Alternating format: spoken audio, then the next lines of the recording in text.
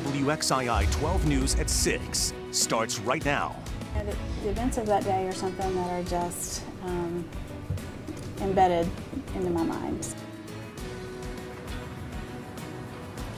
It's been 15 years since a sergeant was shot and killed in the line of duty. Tonight at 6, his daughter speaks out about her unbreakable faith and how one tough loss is helping her heal.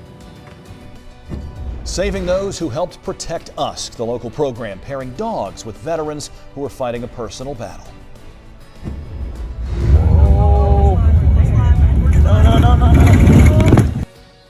A hard landing on an icy runway. We talked to a Triad mother about the only thing going through her mind. Plus, which parts of the Piedmont Triad could see some snow and how long the temperatures will be bitterly cold. First at 6, a record-breaking cold blast making its way across much of the country. And we're not the only ones complaining. The National Weather Service predicts more than 300 cold temperature records could be tied or set this week alone. Look at some of the lows we're expecting this week. In and around the viewing area, Nashville, 17, 14 degrees in Cincinnati, and the Carolinas will be in the 20s. It doesn't feel too bad right now in the Triad. It's around 60 degrees in Greensboro, but hold on, because by this time tomorrow it could be more than 30 degrees colder. Whew. All right, Lainey Pope, on top of the cold, some people could see a little bit of winter weather as well. Yeah, the biggest part of this weather change is going to be the cold air. As you mentioned, the temperature's dropping almost 30 degrees. Right now, close to 60 in Greensboro at 59, 62 in Winston-Salem, 55 in Galax. It is mild. It's been a beautiful Veterans Day. You look out to the west and there is the bitter cold air that is headed our way. And yes, that's part of the weather system. The cold, the wind, the rain, and this narrow area of snow that extends all the way back into Texas, where we've got winter weather advisories through the deep south, parts of Louisiana, Mississippi, Alabama. We also have part of the Carolinas under a winter weather advisory, and that is our mountain communities, and that is for some accumulating snow as well as some very cold wind chill values over the next 24 hours. So if you look at this later on tonight, some of the rain from this weather system starts to push our way. There's a narrow band of snow that sets up tomorrow morning in the mountains, some accumulating snow, and it is possible we could have a very brief window where we could see not only some snow but a little bit of a wintry mix kind of moving through the Piedmont Triad, and it looks like it'll be either side of lunchtime that will happen. We are not under a winter weather advisory in the Triad, not anticipating at this time any accumulation. The winter weather advisory is out for Allegheny as well as Grayson and Carroll counties. Tomorrow morning is actually mild with temperatures in the mid to upper 40s. Rain changing to snow though in that column of air over the mountains very early tomorrow. We've got a lot to talk about with this weather system, so stick around.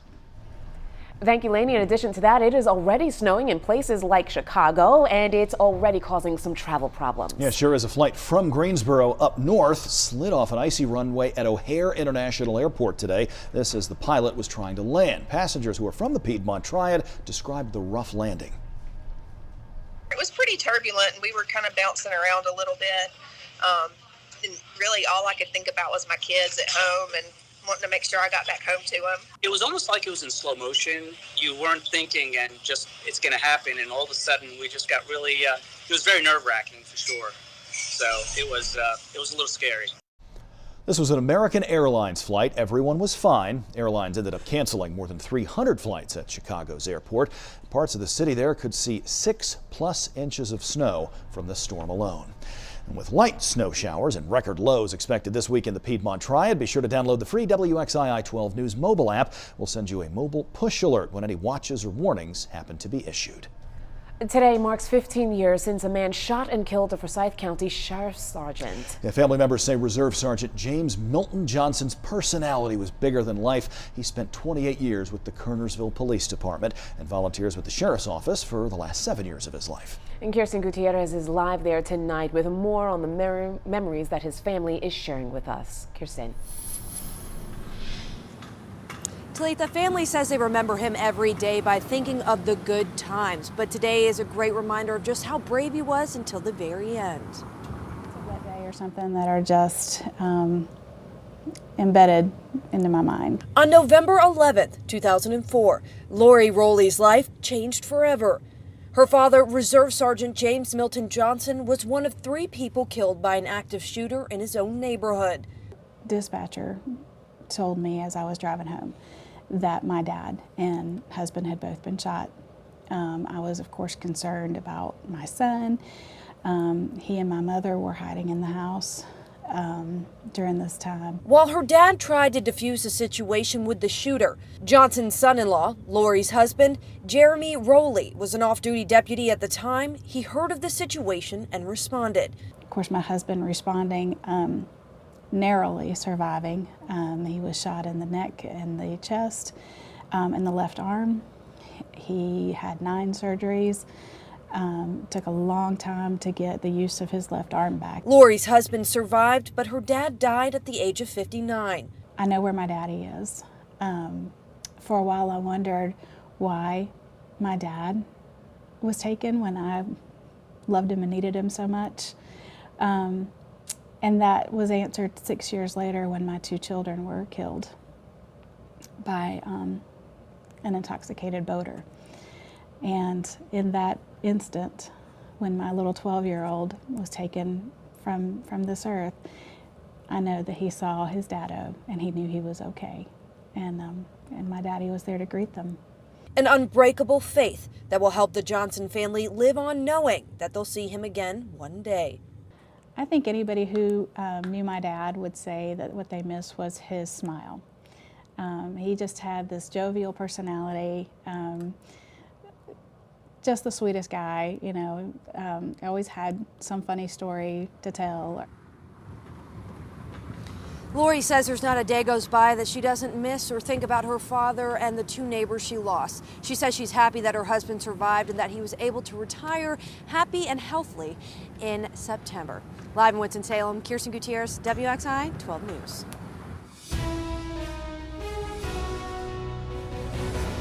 In Commitment 2020, more and more people are getting involved in local politics in hopes of making a difference at the ballot box next year. There's a grassroots group that was formed in the Triangle and is now expanding here to the Piedmont Triad, and that group is targeting several local lawmakers' seats. Bill O'Neill explains which seats in particular the group hopes to flip. This group, Flip NC, says its goal is to make sure Democrats have a say in the next round of redistricting. In order to do that, Democrats would have to take back either control of the state house or the state senate. This group, which claims 700 volunteers, says they have identified several local Republicans they say are vulnerable. Our number 1 target is on small d democracy. Amy Cox, a data analyst and mother, says she wanted to do more than Facebook politics, so she co-founded NC Flip, a grassroots volunteer group that wants to end gerrymandering in North Carolina. Decided that the best thing that we could do to actually have an impact was try to flip 1 chamber of the state legislature so that we could get fair maps in 2021. NC Flip's analysis of new legislative maps recently ordered by the court led them to identify what they believe are vulnerable candidates to target. The most vulnerable Republican in the Triad, according to Flip NC, is Alamance County Republican Stephen Ross. Ross won a close race in 2018. The new map makes his House district 5 points further to the left, more favorable to a Democrat challenging Ross. In Guilford County, Republican John Hardister's seat in the House is considered a pivotal race to Flip NC. Hardister's district is now 9 points more favorable to Democrats than it was before, according to Flip NC. In Forsyth County, Republican Joyce Kravick is also considered a pivotal race. Flip NC finds this Senate district much more competitive, with new maps shifting it 14 points to the left. That's one where we did not see strong challengers for the House and Senate because it was not competitive in 2018. That's going to be a really competitive district for 2020. The progressive group says it wants Medicaid expansion and better public school funding. Its co-founder says putting an end to gerrymandering is the way to get there. There's a ton of energy behind this, and all these folks have been putting all of their spare time toward this effort for the last couple of years and will over the next year, because we know that we can get this done if we all get out there and knock enough doors and get enough left-leaning voters to the polls. Most observers say that Democrats have a better chance of flipping the House than they do the Senate. Democrats would need to flip 6 seats in the House in order to take back control. In Greensboro, I'm Bill O'Neill, WXII 12 News. And it's worth pointing out, state lawmakers just finished redrawing legislative districts. These are the folks who serve in Raleigh. That was ordered by the courts for the 2020 elections. Right now, they're working to redo congressional districts, the men and women who serve in D.C. That, too, is because of a court order. Two senators from opposite sides of the aisle are speaking tonight at Wake Forest University. Republican Senator Richard Burr graduated from Wake. He also lives in Winston-Salem. Senator Mark Warner is from Virginia, and he's a Democrat. Let's go to Brandon Bates. He joins us live at Wake with a closer look at tonight's talk. Brandon.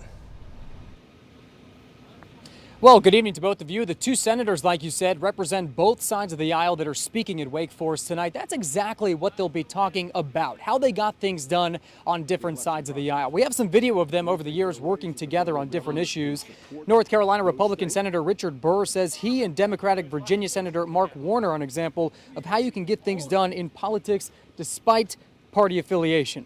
The pair has looked into ongoing cyber threats along with Russian election interference and says communication is key to a working relationship. Tonight at the Farrell Hall's Broyhill Auditorium, the two will have a conversation on their latest efforts in politics, and we're still waiting to see if there will or will not be a Q&A with students or not. This event starts here on campus at 7 p.m. tonight. It is free and open to the public. Reporting live in Winston-Salem, Brandon Bates, WXII 12 News.